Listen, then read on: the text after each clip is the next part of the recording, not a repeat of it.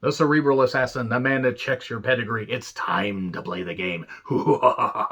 And behold the king of kings. The king took his head, left him broken and dead, and also headless. I'm John Retton with every Triple H WWE SummerSlam match ranked from worst to best. 13 matches to talk about featuring the cerebral assassin himself from the biggest party of the summer. Hooray! Party! And much like I talked about on my Bret Hart and Undertaker list, check those out if you haven't already. I'm here to talk about everything from good, bad, and indifferent, and man, it's been kind of a fucking roller coaster for Triple H at the biggest party of the summer, though he has had a lot of good matches, and I'm going to talk about those, but like any ranking video, you gotta start at the bottom before you get to be a top. Wait, that didn't come out right. Many may know I've never been the biggest fan of Triple H, but I fully recognize he has had a lot of good matches, a lot of really good feuds, and has had a lot of peaks in his career that have been pretty good. The Reign of Terror not being among them because people like Booker T can't be champion. People like you are here to make people like me laugh. No, I'm not going to fucking forget that horrible Scott Steiner feud and one particular match that didn't do anything for Goldberg that's going to be talked about on this list. But you know what? Triple H did have some good title reigns and did have some good moments, but he was always better working with the top guy and not being the top guy. Those are my opinions. I'm sticking to it. And also, when I asked the same thing that I asked my Bret Hart video, where do you think Triple H would rank as far as being on the Mount Rushmore of SummerSlam, being Mr. SummerSlam? Because I feel Bret belongs there, and there are others that belong there, but Triple H, maybe. But since there's only 4 spots, maybe not. But let's find out with this list. So we go number 13 versus Great Collee for the WWE Championship at SummerSlam 2008. Oh my fucking goodness. They really tried with the Great Collee. They tried a lot. They tried in 2007, they tried in 2008, and they tried in 2009. Yeah, they actually tried with a bunch of like matches that really shouldn't have fucking happened, because 2007 had him against Batista, which was fucking horrible. This was fucking horrendous. And then he had a Mania 23 rematch some, 2.5 years later against Kane. That was a match we needed to fucking see again. More than the fucking pity. This was not good. It was Collee doing his usual offense. He had no goddamn knees, no goddamn ability to do anything. He was kind of like watching Hank Hill's dad try to walk. And I understand that he has conditions from being that goddamn tall and that, much of an Easter Island statue. But seriously, the guy couldn't fucking move. And Triple H could only do so much. He did beat him because Great Collee being WWE champion at that point would have been fucking horrendous. He was already world champion a year before, and it was, again, fucking horrendous. So anyway, we get to number 12, it's versus Bob Sparkplug Holly from SummerSlam 1995. Triple H's debut at the biggest party of the summer. And I've ragged on 1995 in many videos, including my last 2 lists, because they had to basically get Shawn Michaels and Razor Ramon to agree to do a ladder match for the Intercontinental Championship to boost any kind of buy rate, because the card was kind of absolutely shit. This match was fine. It probably should even be ranked a little bit higher as far as like in-ring action, but both guys would rise up to do bigger things. At Triple H obviously would rise up to do bigger things, but Bob Holly would find, a better niche for himself, being hardcore Holly and just being a guy that would just beat the shit out of anybody because he was just that tough, but apparently a nice guy. But this match, it was what it was. It was cartoonish gimmick against somewhat cartoonish gimmick, but at least it proved that Triple H was going to be somebody they would feature until the curtain call, when they would de-push him for a bit, and Stone Cold Steve Austin would have Austin 316 and all the stuff handed to him on a goddamn silver platter, because Triple H had to do the curtain call thing. And Austin made the most of it, while Triple H had to wait a year to become King of the Ring. We go to number 11 versus King Booker from SummerSlam 2007. Triple H made his return. King of Kings versus King Booker. The match was fine. It featured 2 returns, Rey Mysterio and Silver Body Pain against Chavo Guerrero Jr. Yeah, the match was alright. Triple H basically just kind of squashed him, and it was Booker's last WWE match for about 3.5 years. He would go to TNA for a vacation and show up at the Royal Rumble 2011. Let's move on to number 10 versus Eugene 2004. While the Canadian crowd certainly fucking cheered the hell out of Triple H and booed Eugene, poor Eugene, the guy that Nick Dinsmore deserves so much better than that gimmick, because it just wasn't good. It wasn't. I mean, yeah, you could argue it was offensive. It had a very low ceiling. It wasn't going to go much of anywhere, and the crowd was just laying into him. And Triple H, after having some interesting matches and everything, and especially like, having that feud with Shawn Michaels, it would never fucking end. Yes, it goes on and on, my friends. At seemingly culminating at Hell in a Cell 2004, or Vengeance 2004 inside Hell in a Cell. He had this that was fine. It was fine. It was kind of interesting to see the crowd just wildly cheer the heel Triple H. We then get to number 9. with Shawn as DX, DX, versus Vince and Shane at SummerSlam 2006 and about 25 million people that they just brought in for interference spots. But this is during the DX versus McMahon feud that would also never fucking end. Yes, it would go on and on, my friends. And they would, of course, win. Then they would have the Hell in a Cell match of Vengeance 2006, which I might retro review in September. I don't know. Pretty fun pay-per-view. Especially for the fact that, Vince got his head shoved in Big Show's ass. Because ass shoving is always funny, at least to Vince. The match was what it was. It wasn't going to be great. It wasn't going to be a technical classic, but the constant interference kind of got a little bit annoying, but you would expect that. All the smoke and mirrors. Wait, no, that's the next match. It's with Shawn as part of DX again versus Cody and Ted DiBiase Jr. from SummerSlam 2009. And yeah, this is pre, masked Cody Rhodes and everything, and the bags on the head. And when they were Legacy, it's a new day. It's a new generation. And then they got squashed by Randy Orton at Mania 26. And then they wouldn't do shit for a bit. And then they would waste all of this time. Okay, butchered that song fucking terribly. But yeah, this would kind of kickstart, a feud that they would have for a bit. They would have a match at Breaking Point 2009, the only Breaking Point in WWE history, because doing submission-based stipulations for an entire pay-per-view was kind of fucking ridiculous. And also, at least for the main cards, or the main card that is, and then they would do Hell in a Cell 2009, the inaugural and unfortunately the beginning of the end for the Hell in a Cell concept, because they had to make an entire pay-per-view around Hell in a Cell, because everything was themed because they were desperate for pay-per-view buys instead of being smart and building good feuds. The match wasn't bad though. Of course, DX would have to would they seemingly squash them? Well, no, they would do some shenanigans and stuff like that, but they would keep the feud going. But it was obvious that DX was going to win in the end. So we then get to number 7 versus Brock, no DQ match, SummerSlam 2012. The last match appearance for Triple H at SummerSlam, because he would be the referee at the following SummerSlam, and then he wouldn't be doing anything after that, because he would be the executive and the savior of WWE with NXT. Oh, wait, about that. 2021 says otherwise, because NXT was a self-fulfilling prophecy.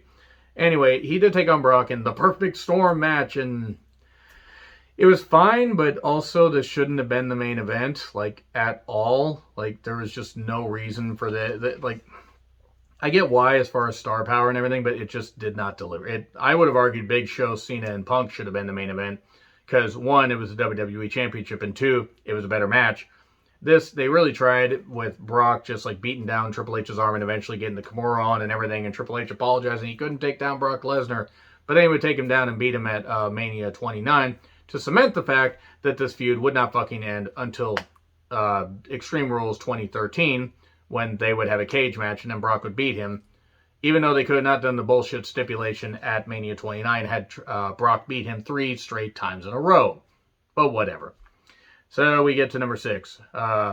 It was Triple H with Ric Flair in his corner versus Kevin Nash versus Randy Orton versus Chris Jericho versus Shawn Michaels versus Goldberg. SummerSlam 2003 Elimination Chamber match for the World Heavyweight Championship. I've ranted about this one plenty. All they had to do was have Goldberg smash everybody repeatedly. Smash him, smash him, smash him, smash him. Smash multiple men repeatedly. Stop thinking about it. You know who you are. I know you're thinking about it. And then beat Triple H. Because Triple H had an injury. And all they had to do was have Goldberg win. And then he could have had a 4-month reign and they could have done that. Nope, they didn't do that. They had Triple H get a sledgehammer from Ric Flair from the outside,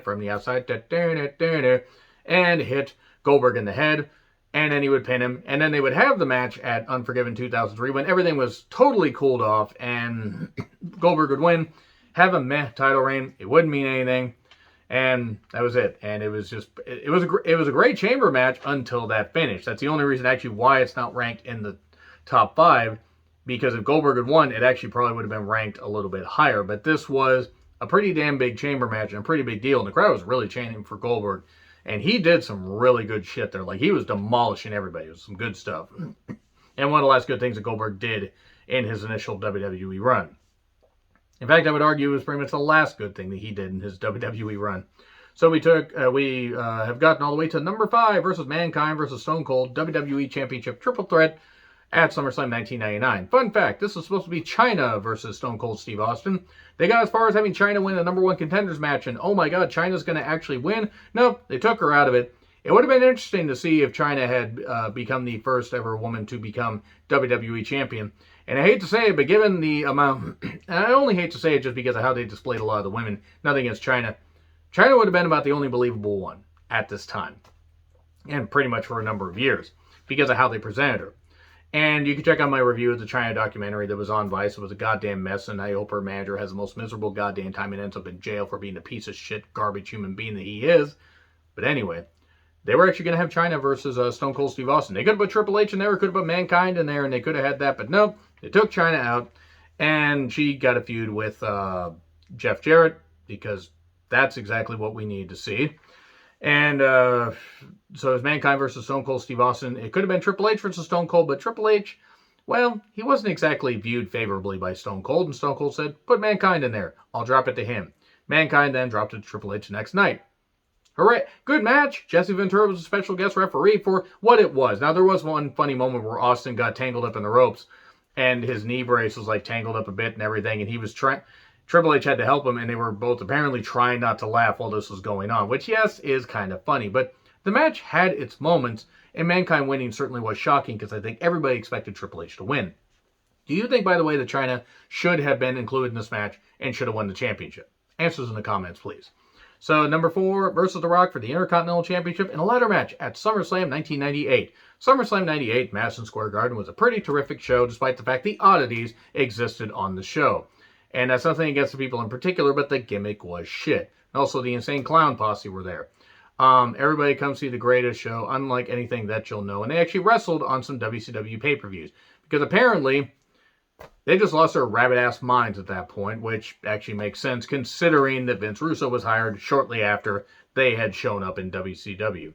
I say shortly after because it wasn't Russo's fault, but man, Turner execs just either didn't give a shit or... I'm not really sure what kind of drugs they were on, but probably a lot. Back to the show. Triple H would end up getting injured, suffering some kind of knee injury during this, and would have to take time off. But they had all kinds of shenanigans. Mark Henry, China, Powder, all this kind of stuff and everything. But they told a story through Impact, hitting, each other on the ladder, but doing some good spots where they built and built and built to it. And Triple H would eventually win, but again, he would be injured, so he would end Rock's Intercontinental Championship reign, but then had to give it up. Shamrock would become Intercontinental Champion sometime after, and then Triple H would go on to, do some stuff after that. He wouldn't become Intercontinental Champion again, I believe, until 2001. I don't remember if he did in 99. If he did, it didn't last long, but he became that in 2001, and then lost it to Jeff Hardy, and then won it back from Jeff Hardy, and then everything just went out of goddamn control. So, but the great match with The Rock here, and now we move on to number 3 versus Mankind, a steel cage match at SummerSlam 97. China kept interfering, and it was a big, big moment. Mick Foley, as Mankind, even tried to do, an elbow drop like, Jimmy Snuka tried to do, did the splash off the steel cage, because Foley was influenced and enamored by what Jimmy Snuka did in 1983. And we all know what Jimmy Snuka did in 83. Wait, no, I think it might have actually been 82. But anyway, what he did to somebody else in 1983, and Jimmy Snuka's buried in hell for not serving a day in jail for murdering Nancy Argentino. Let me try that again. Nancy Argentino. Ooh, good old acid reflux. Anyway, maybe it's demons trying to possess me for stopping to talking about the evil that is in wrestling. Even as much as I love wrestling, man, some truly evil fucking human beings continue to profit from it, like Jimmy Snuka. Anyway, fuck Jimmy Snuka. I'm glad he's dead. So, steel cage match. Him and Mankind, blue steel cage, fucking brutal, goddamn brutal. But they had some great moments, some great exchanges here. Mankind was going for revenge, trying to beat down, and get revenge on Triple H for what happened at the King of the Ring 97, and eventually would. He would get the victory, and it was cool. Then they would have, a match at on the Raw, the same Raw where Stone Cold Steve Austin stunned Vince in Madison Square Garden, September of 97, so just a month later, and that was it. But it was a great match, great steel cage match, great, I believe it was the opener, great opener. So then we go to number 2, versus Rock versus Kurt Angle, 3-way WWE Championship match. Really should have just been Triple H versus Rock, co-starring Kurt Angle, because they did a jump start and a pedigree through the announcer's table, and unfortunately collapsing. Kurt Angle legit got a concussion and got knocked out and everything. Had no idea where he was at.